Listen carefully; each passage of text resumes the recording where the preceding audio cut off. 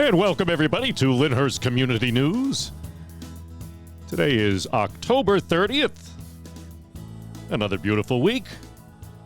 And today is episode 71. I'd like to welcome you all. And remember, send any of your news of your club, church, organization, sport, team, whatever it may be, birthdays and anniversaries of note, send them to LyndhurstCommunityNews@gmail.com. That will be in the description box below the video on YouTube. And as I always say, because most of you watch it on Facebook, if you want to leave a comment or if you want to click like on the video or if you want to get the contact information that I mentioned in an episode, you've got to go click through to watch it on YouTube. Okay, so anyway, I'd like to welcome you all this week. This is a very important week. We are coming up on our elections. Now, the only elections that we have in Lyndhurst are our local Board of Education elections. And as I mentioned several weeks ago, I was going to reach out to all of the candidates to give them the opportunity to submit a recording of themselves where they talk about their background, as well as what they hope and seek to do when they are either re-elected or elected to the board. Now, I reached out to all 6 candidates, only 3 of whom have actually replied back. And I'm going to be getting to them after I get through the news, and we'll do them in order of how they appear on the ballot, and I'll explain that as we get back to that.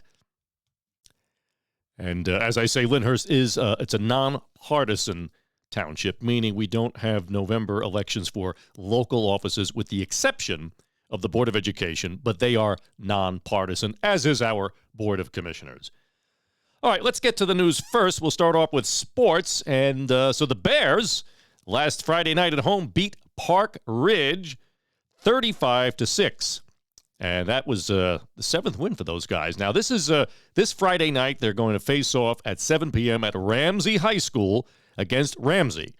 Now, if the Bears win, they move on to the States. If they don't win, well, then the season comes to an end. But what a season it has been. It's been a really great season. But we want to root them on for this Friday night.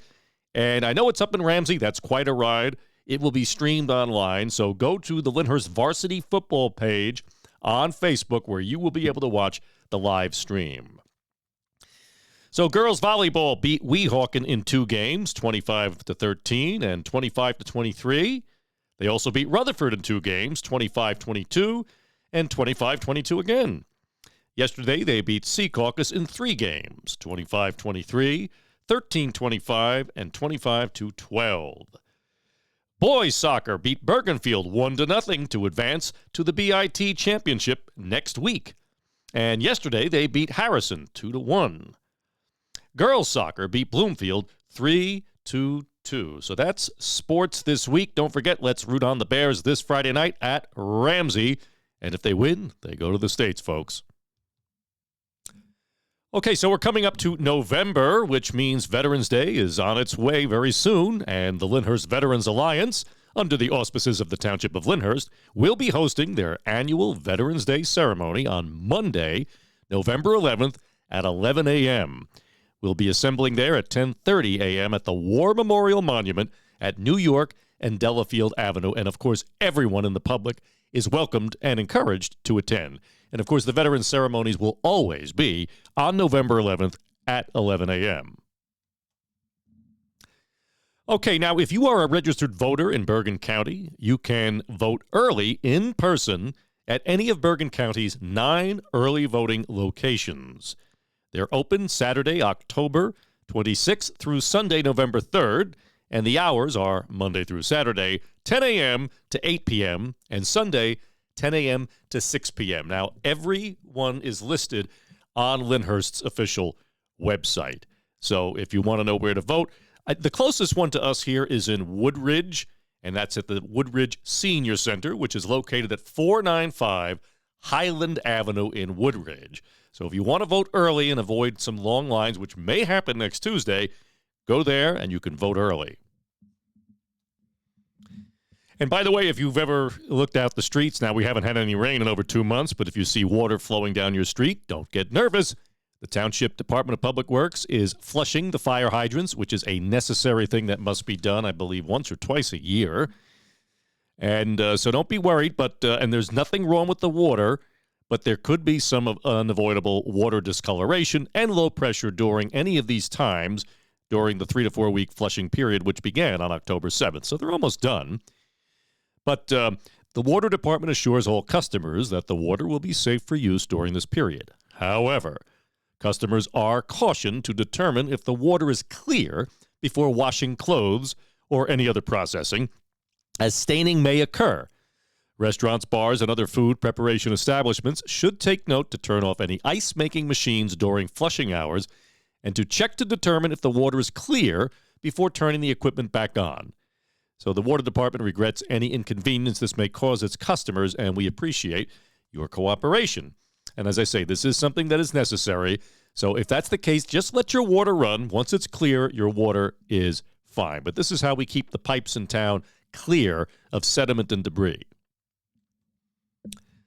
And finally, Our Lady of Mount Carmel Church is proud to announce the continuation of its successful monthly faith-based family movie night series entitled Saturday Night at the Movies, Real Love, R-E-E-L, love, at its parish center, which is located at 146 Copeland Avenue. So on Saturday, November 9th at 5:30 p.m., and this month's film will be the much-acclaimed 2024 film, Cabrini, which depicts the life of Catholic missionary Francesca Cabrini, portrayed by Cristiana Del Anna, as she encounters resistance to her charity and business efforts in New York City in the late 19th century. Pastor and Father Ernie Rush will moderate a lively question-and-answer discussion after the film. Pizza and delicious homemade meatball sandwiches and beverages will be available for purchase, and there will be free popcorn and free admission. All are welcome.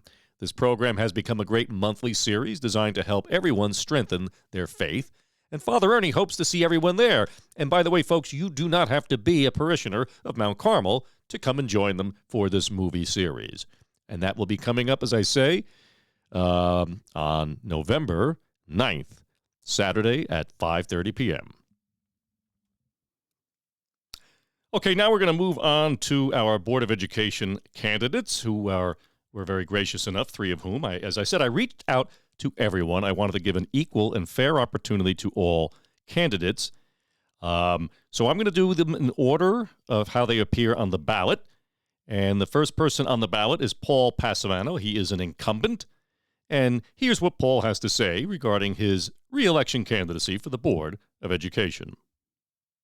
Hello, my name is Paul Passamano. I'm running for re-election for the Lyndhurst Board of Education. Give you a little bit of background about myself. I've been a coach for approximately 30 years. I've been a commissioner for 3 terms. And I'm in the town. I like to help the kids in this town make as best possibility as I can for them. I'm running because I have an agenda. I ran 3 years ago for the trades, and now I'm going to continue that, which I have it pretty much set up. The superintendent has an idea, and we're going to talk about it after the election. And I have a school that's willing to come down and bus our kids up to his school to check it out and see what it's all about. Not every kid is suitable for college. A lot of kids like to go to the trades. I was a trades, and I did a lot of trades work myself. I'm running because the future is in education, and our children need to have an education properly. My long-term outlook is that when this 3-year term is up, within the next 2 years, I would love to have educators on the Board of Education. Educators is a big part of having them on the board because they know what everything is. They know all the details about it. They know everything that has to be about the schoolwork, programs, so on and so forth. So having them on helps our children and helps everybody. Second, I don't want parents to be afraid that if they come to a board meeting and they want to express a feeling that they're going to be ridiculed. So at that point, you don't have to go to a board meeting. You can see me, you can talk to me, which people do now. Tell me what your agenda is, or tell me what you need to know, and I'll bring it back to the board and give you an answer. My objective on the board is that if a parent asks a question, it should be answered within the next 2 to 3 days. Unless it's something that has to be dug into, then we'll look into it. But again, you come to see me in the street, see me at the field, see me on a court, see me anywhere. Ask me, tell me, and I will take care of it. And I guarantee it, you'll have an answer shortly. Okay, thank you, Paul. And next on the ballot is the ticket of Anthony Giarusso and Sean Lemley. And as I said, I did reach out. I did not hear back from them as of the cutoff date. So unfortunately, I don't have anything to share from them. But from there, we'll move on to number 3 on the ballot, which is Michael Zarillo. So now we'll hear from Michael. Hello, my name is Michael Zarillo, and I am a candidate for the Lyndhurst Board of Education. I am a lifelong resident of Lyndhurst and a graduate of the Lyndhurst Public School District. My family resided in Lyndhurst for more than 100 years, and my Lyndhurst roots are deep. The Zarillo family has always been involved in our community, and we believe in making positive contributions for the betterment of all Lyndhurst residents. My Aunt Anita Zarillo served as a board member for the Lyndhurst Board of Education. My father, Pat, is a longtime member of the Lyndhurst AMVETS, Columbus Club, and many other civic organizations. I grew up learning that it was important to give back to our community and support our Lyndhurst neighbors and friends. I am employed as a New Jersey State Corrections Officer for almost 25 years, and I understand the value and necessity of keeping our schools safe and secure. As a taxpayer and as homeowner, I understand that taxes are too high, and that the Board of Education must be responsible with your hard-earned tax dollars. At the same time, providing our children with a safe, thorough, and efficient education is essential. I believe that parents are the ones who make the decisions which guide their children's lives. Parental involvement in our school district is necessary if we are going to educate our children to their fullest potential. The Board of Education is entrusted with setting policy and providing the funds necessary to operate the school district. However, it's the responsibility of the Lyndhurst parents to decide what's best for their children. As your voice on the Lyndhurst Board of Education, I will listen to the parents. I will be guided by the parents, and I will forge a bond of trust and support with the parents so that we can move our school district forward. Economically, I believe that our children deserve the very best resources that we can provide at a price our taxpayers can afford.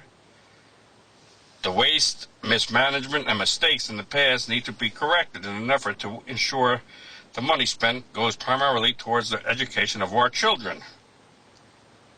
Lyndhurst is still a district with answers to the state monitor. We must work as a community towards a goal of once again being self-governing, with an emphasis on honoring Lyndhurst values and work ethics. I decided to seek a seat as a member of the Lyndhurst Board of Education because I know that I can make a positive difference. Our children, our community, our families are just too important for me to sit on the sidelines. My door will always be open to your questions and concerns. With your help and support and working together for the betterment of Lyndhurst, we can make a difference. I respectfully ask for your consideration and your vote on Election Day. My ballot position is number 3. Thank you, and God bless you. Okay, thank you, Michael. And next on the ballot is number 4, Sandra Malone. Again, I had reached out to Sandra on her Facebook page. I do not know her. I didn't know anybody who knew her. I'm not sure she got the message, but unfortunately, if she didn't, she was not able to get something to us in time. So that leads us to ballot position number 5, which is the last on the ballot, which is Dr. Anthony Scardino. And let's hear what Anthony has to say. Good day. I'm Dr. Anthony J. Scardino. I am running for the Lyndhurst Board of Education for a second term, and I'm honored to be your representative up to this time.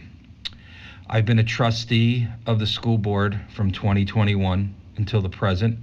I'm a full professor and associate dean of the School of Business at Felicia University. I've been president of the Lyndhurst Soccer Club for 4 years, as well as coach for numerous years.